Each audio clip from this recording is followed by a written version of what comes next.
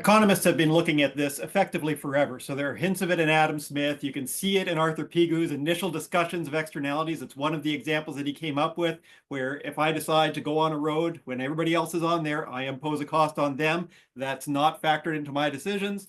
Classic externality that may need to be internalized.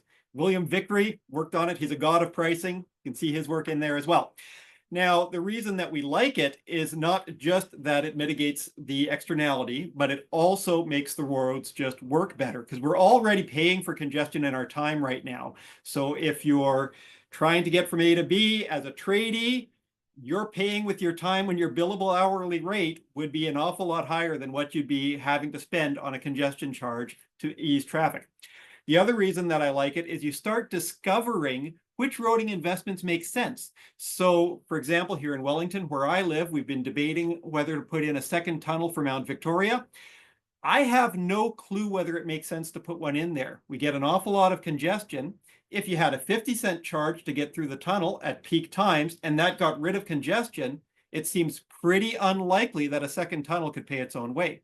If it took a $50 congestion charge to get traffic to manageable levels during peak times, that would be a case for building a second tunnel and charging it properly. So you can put this as part of an overall comprehensive road pricing scheme, looking at how we run road user charging as sort of baseline, run congestion charging to mitigate the externalities from congestion and ensure that the roading network can support the greatest number of vehicle kilometers traveled as possible, given the roading investment.